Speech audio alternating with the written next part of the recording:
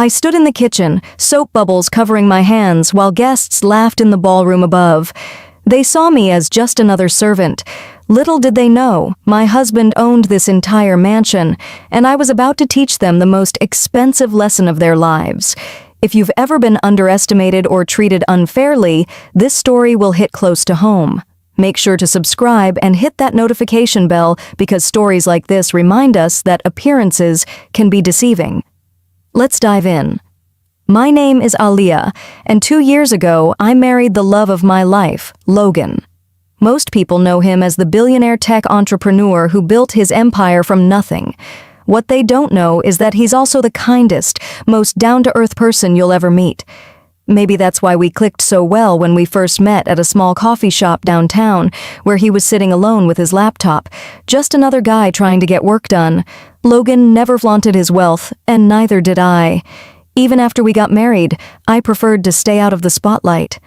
While he attended business meetings and charity events, I was content working at the local animal shelter, doing what I loved without any cameras or reporters following me around. It was a simple life, and we both loved it that way. But tonight was different. Tonight was the annual charity gala at our mansion, and Logan had been planning this event for months. The proceeds would go to several children's hospitals across the state, and he was genuinely excited about making a difference. The irony wasn't lost on me that hundreds of wealthy people would be gathering in our home, and most of them had no idea who I was. That's when I got an idea. Call it curiosity, call it a social experiment, but I wanted to see how these people really behaved when they thought no one important was watching. So I made a decision that would change everything.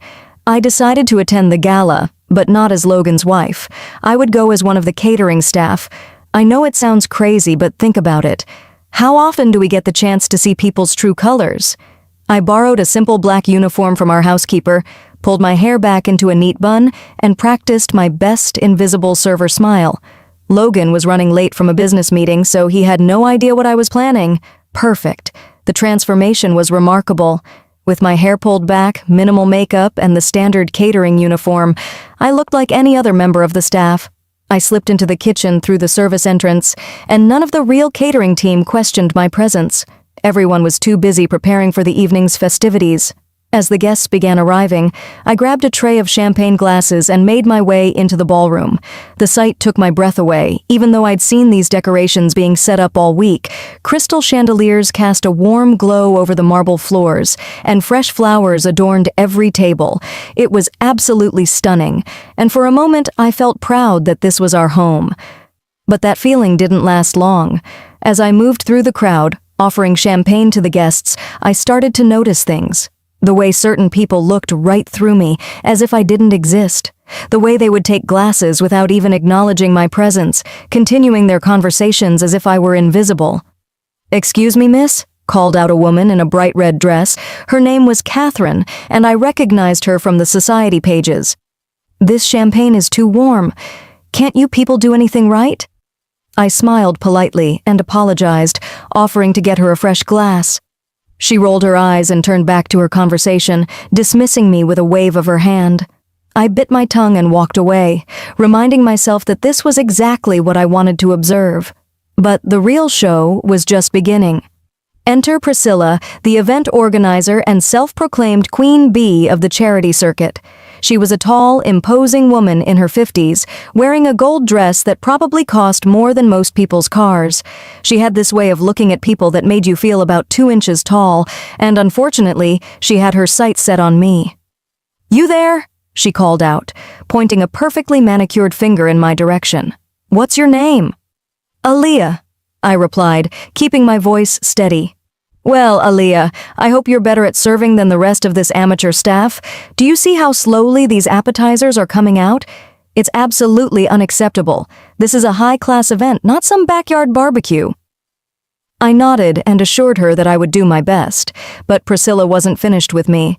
For the next hour, she found fault with everything I did. The way I carried the tray, the way I approached guests, even the way I stood when I wasn't serving. It was clear she enjoyed having someone to boss around. The other guests seemed to take their cue from Priscilla. If she treated the staff poorly, then it must be acceptable behavior. I watched as perfectly educated, supposedly refined people transformed into entitled bullies the moment they thought no one important was watching. "This shrimp is cold," complained a man in an expensive suit. "Don't you people know how to keep food warm? I'm not paying good money to eat cold appetizers." I wanted to tell him that he wasn't paying for anything, that this was a charity event, but I held my tongue. Instead, I apologized and offered to get him a fresh plate. He grabbed it from my hands without a word of thanks. As the evening progressed, the treatment got worse. Guests would interrupt me mid-sentence when I was trying to serve them. They would make jokes about the staff's intelligence, assuming we couldn't understand their humor. Some even made comments about how people like us should be grateful for the work. The breaking point came when one of the servers called in sick at the last minute.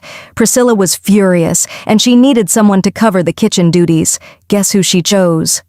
"Aaliyah," she announced, "you're going to have to help with the dishes. We're short-staffed and someone needs to keep the kitchen running smoothly." I stared at her for a moment, processing what she was asking. Here I was, in my own home, being ordered to wash dishes by a woman who didn't even know she was standing in my ballroom. "I was hired to serve," I said carefully, "not to wash dishes." Priscilla's eyes narrowed. "Listen, sweetheart, you'll do whatever I tell you to do. This is a professional event, and I won't have some part-time server questioning my authority. Now get to that kitchen and start cleaning, or you can find yourself another job." The ballroom fell silent around us. Other guests had stopped their conversations to watch the confrontation. I could feel their eyes on me, waiting to see how I would respond. Some looked amused, others looked uncomfortable, but no one spoke up. I took a deep breath and walked to the kitchen. Not because I was intimidated, but because I wanted to see how far this would go. I wanted to see just how cruel people could be when they thought there would be no consequences. The kitchen was a disaster. Plates were piled high in the sink, and the industrial dishwasher was running non-stop. I rolled up my sleeves and started washing, my hands quickly becoming raw from the hot water and harsh soap. Through the service window, I could see the guests laughing and dancing, completely oblivious to the work being done to make their evening perfect.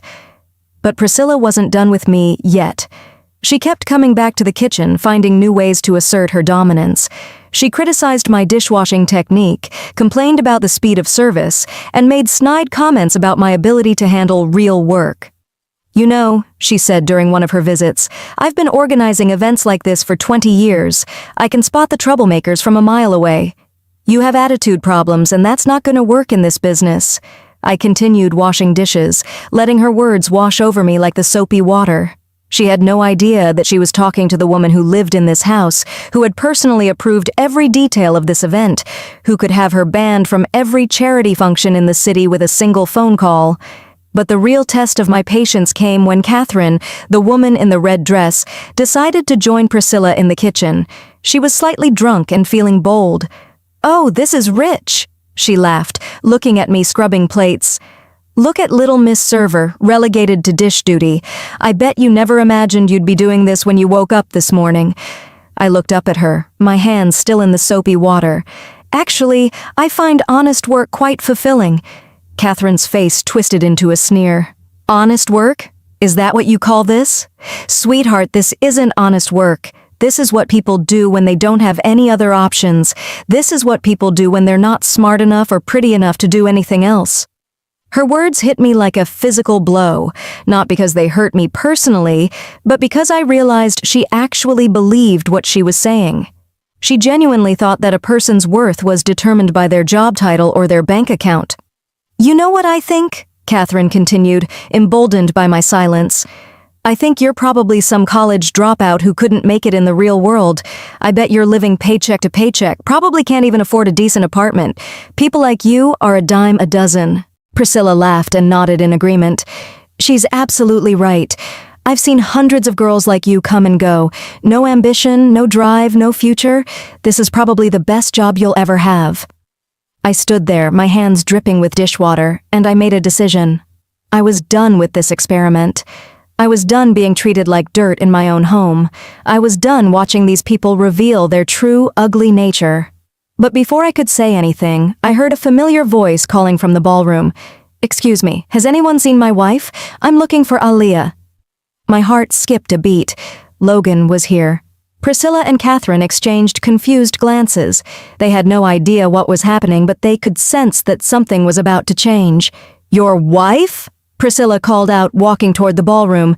"Sir, I don't know what you're talking about. There's no one here by that name except for one of the servers."